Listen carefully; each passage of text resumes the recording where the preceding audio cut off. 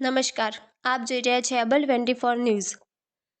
દ્વારકા જિલ્લાના કલ્યાણપુરા વિસ્તારથી આજે એક વિશેષ આધ્યાત્મિક સમાચાર। દ્વારકા જિલ્લાના પશ્ચિમ કાંઠે આવેલા કોયલા ડુંગર જો સદીઓથી મા ભગવતી હરસિદ્ધિ બિરાજમાન છે, તો છેલ્લા થોડા દિવસોમાં ફરી એકવાર ભક્તોની ભારે અવરજવર જોવા મળી રહી છે।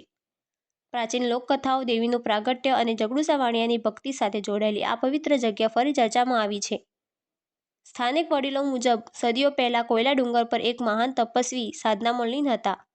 તેમની સાધનાને ભંગ કરવા દુષ્ટ તત્વોએ પ્રયત્ન કર્યો ત્યારે મા હરસિદ્ધિ પ્રગટ થઈ અને તપસ્વીની રક્ષા કરી। તેજસ્વી પ્રાગટ્યથી ડુંગર ધ્રુજી ઉઠ્યું અને ઋષિએ દેવીને અહીં સદા નિવાસ કરવાની વિનંતી કરી। દેવીએ આશીર્વાદ આપ્યો કે અહીં આવનાર દરેક સચ્ચા ભક્તની ઈચ્છા પૂર્ણ થશે અને તે દિવસથી કોયલા ડુંગરમાં હરસિદ્ધિનું પવિત્ર તીર્થ બની ગયું। આ ધામની લોકવાણી સાથે ગાઢ રીતે જોડાય છે જગડુસા વાણિયાની અદ્ભુત ભક્તિ। વેપારી હોવા છતાં જગડુસા તેમના દાન, નૈતિકતા અને માતાના પ્રત્યેની અડગ ભક્તિ માટે પ્રખ્યાત હતા। કથા કહે છે કે એક વખત સમગ્ર પ્રદેશ પર ભયંકર દુર્ભિક્ષનું સંકટ ઊભું થયું।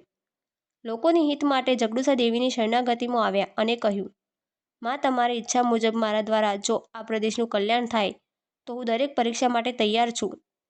દેવીએ તેમને ભક્તિને પરખી અને અંતે પ્રસન્ન થઈને પ્રદેશને દુર્ભિક્ષથી બચાવ્યો। આથી જગડુસા વાણિયા આજે ભક્તિ, પરાક્રમ અને દાનશીલતાનું પ્રતીક ગણાય છે। હાલમાં કોયલા ડુંગર પર હજારો ભક્તો ઈચ્છાપૂર્તિ માતાના દર્શન માટે ઉમટી રહ્યા છે। મંદિરમાં રોજ સવાર સાંજની આરતીનો નાદ સમગ્ર વિસ્તારમાં શાંતિ પ્રસરે છે। ભક્તો 108 પગથિયાં ચડીને મા હરસિદ્ધિના દર્શન કરે છે અને પોતાના જીવનની માનતા મૂકે છે। ભક્તોની સતત વધતી સંખ્યાને લઈને હવે સ્થાનિકોમાં માંગ ઉઠી છે કે ડુંગર સુધી પહોંચવા માટે પાક્કો માર્ગ, આરામગૃહ, લાઇટિંગ અને યાત્રાધામ તરીકે આધુનિક વિકાસ તાત્કાલિક કરવામાં આવે। અહેવાલ રણજીતસિંહ ઠાકોર સાથે શૈલેષ ઠાકોર।